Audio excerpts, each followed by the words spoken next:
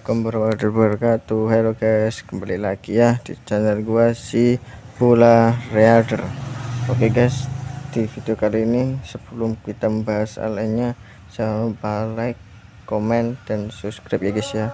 Dan jangan lupa untuk komen like novel yang ingin kalian bahas, dan langsung saja kita menuju ke videonya aja guys ya. Let's go. Oh guys, kembali lagi bersama aku si Bola Reader. Oke guys, kali ini kita melanjutkan pembahasan light novel yang berjudul Orewa Seikan Koka no Aku Toku Ryosu volume 1 part 1. Dan langsung saja kita menuju pembahasannya aja ya guys ya. Let's go. Dari sebelumnya kita diperlihatkan kehidupan MC sebelum mati alias berinkarnasi. Ternyata hidupnya penuh dengan NTR ya, jadi sedih lihatnya. Oke, kita masuk ke chapter pertama. Akhirnya aku datang di kehidupan keduaku. Namaku adalah Liam Sarah Benfield. Saat melirik ke cermin, aku melihat bocil cowok dengan rambut hitam dan mata kecubung. Aku yakin ini diriku. Aku berumur 5 tahun, bermain di kamarku. Ketika ada ingatan flashback, banyak mainan di sini. Yang bikin aku tercengang luas kamar ini. Gede banget. Bahkan menurut pandanganku, ini luas banget. Ini kamar main bocil. Tapi bisa muat jadi rumah kecil. Aku kayak tajir. Pemandu spoiler karo aku lahir di keluarga bangsawan. Ingatan flashbackku samar. Ini keluarga John Benfield dan aku adalah ahli warisnya, dimana masa depan aku jadi raja di kerajaan ini, planet dari kekaisaran Al Grand Intergalaksi dari dinasti Albareto. Gak main-main sekalinya pimpin langsung satu planet. Dalam konsep kekaisaran, stasiunku bosenin. Tapi aku senang yang kuasai planet. Gak ada satupun di planet yang berani menentangku. Kayak yang dijanjikan, aku kagum.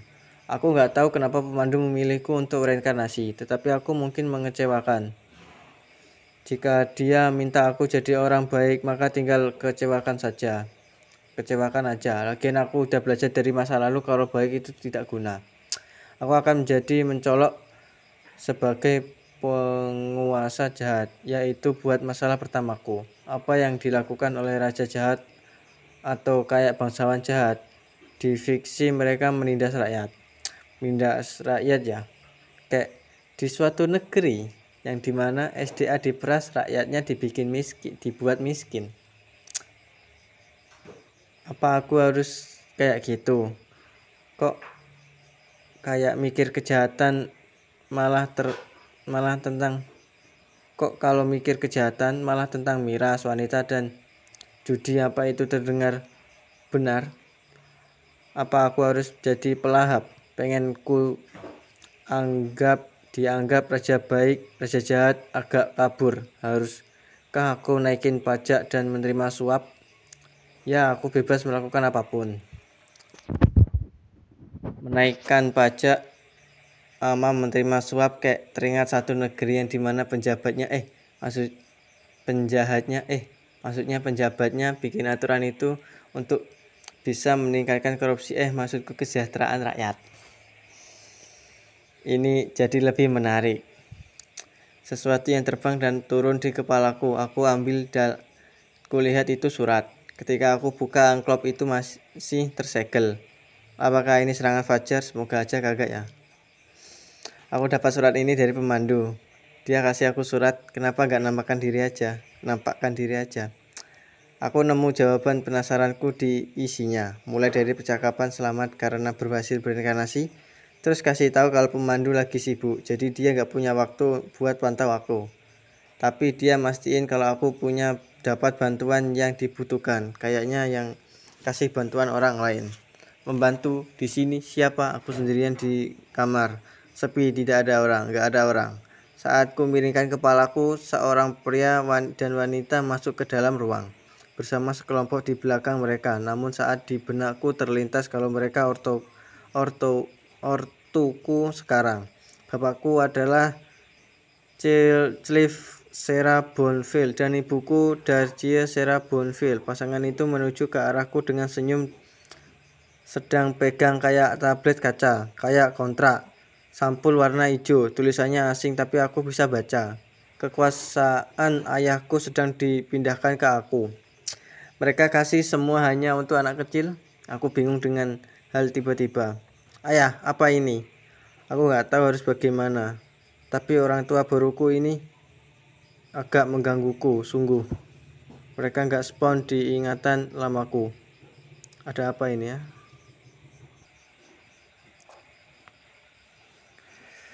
Mereka gak spawn di ingatan lamaku. Ada apa ini? Aku menatap ke ayahku setelah ku sapa. Dia dengan sabar berbicara denganku. Aku pun jadi lebih bingung. Selamat ulang tahun, Liam. Ini hadiahmu adalah semua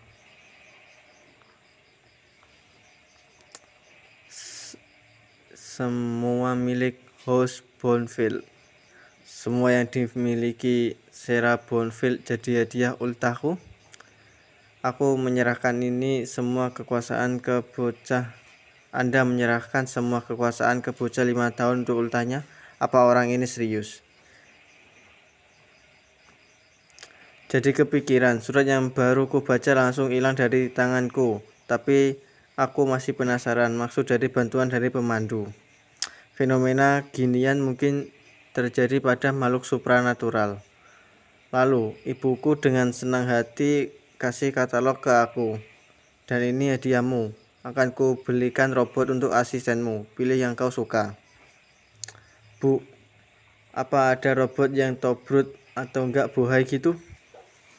Biar kalau sepi bisa aku anjir lah. Di sampul katalog ada foto robot pelayan kayak manusia, mungkin ini android. Saat ku buka ada visual yang keluar di seluruh sudut, kayak futuristik, menarik, tapi aku gak yakin kedepannya gimana. Apa yang ku lakuin dengan ini? Darcia jelasin katalog dengan ramah. Kau bisa pakai ini untuk nentuin pelayanmu. Kau bisa modif pelayan yang kau suka. Rupanya aku order robot kayak bikin chart di game. Dapat modif semua dengan fungsi juga. Cukup keren. Aku punya suku cadang dengan kualitas tinggi. Angka di bawah itu menunjukkan harga naik tiap pilih. Ini sudah kemahalan karena bukan aku yang bayar, jadi aku buat pelayan yang bagus. Untuk tampilan mungkin ala orang timur, long hair dan kuro. Dikepang kayak ekor kuda, poni lebih panjang di kanan. Aku buat kesan orang yang baik. Saat ku skip pilih atribut, tanganku stop pada pilihan tertentu, bikin kaget. Cliff menggodaku karena gugup. Buatku kesal. Dia gak tahu aku kenapa stop. Dia mengamati visual 3D dari yang ku buat. Dia pasti Mason, selera yang bagus. Anak-anak sukai opai gak? Pakai nanya pertanyaan yang buat bocil ketawa. Bodoh amat sama mereka. Perlahan bikin pilihan buatku ragu. Kasih spek dewasa ke robot. Ortuku hanya bisa senyum melihat anak order robot buat seks. Aneh banget situasinya. Ekspresi kompleks di robot maid tapi anggun di depan mereka. Brian Beaumont ninggalkan pesan untukku cukup dalam. Dia nggak kecewa. Ortuku kayak agak aneh, bukan? Gimana pun yang terjadi padaku sekarang, apakah pembantu yang dimaksud pemandu adalah robot maid yang ku pesan? Jadi hal pertama dia itu mengusir ortuku dan beri maid wanita ideal buatku dan jadi agenku. Terus kalau aku udah gede bakal aku entot sampai mati. Aku terkesan. akan perkembangan. Ortuku kayak gini bakal jadi pengganggu aja. Jadi gampang kalau mereka gak ada. Plus aku gak percaya wanita sejati. Robomaid hadiah yang cocok untukku. Lagi pula aku gak khawatir kalau dihianati robot. Udah tertulis di katalog di bawah slogan Maid hanya untukmu. Di atas Maid tidak akan hianati tuannya. Jika aku punya selera pembantu yang setia dan cakap, tidak masalah kalau mau hianati aku. Itu akan bikin aku tenang. Jadi aku bodo amat sama harga, yang penting kasih banyak opsional. Sampai di akhir dari spek adalah seragam Maid. Aku pilih seragam biasa. Rok mini terlalu vulgar.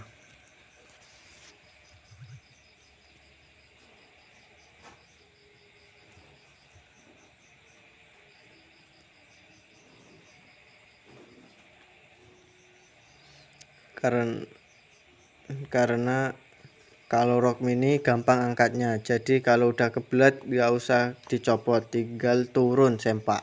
Waduh, aku ragu mau sampai lutut apa paha doang, tapi aku pilih sampai kaki. Wah, kawaii yo. Dengan senang lihat model Darcia menampakkan serem, anaknya baru saja merancang Maid untuk berfungsi sebagai seks. Apa yang sebenarnya buat lo seneng? Kita bisa ninggalin Liam mode tidur sekarang, tanya dia. Ya, gak ada yang dikhawatirkan, Cliff setuju. Karena curiga sama ortuku, aku tanya ke mereka, aku bisa pergi ke tempat lain. Cliff dengan bangga ngomong, kami telah beli mansion di Imperial Home Planet, ibu kota. Kita pindah ke sana. Kau akan tinggal di sini dan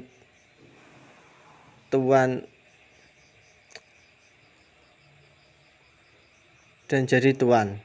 Anda tinggal tanda tangan surat ini. Aku lihat surat virtual yang mindah hal atas nama ayah padaku.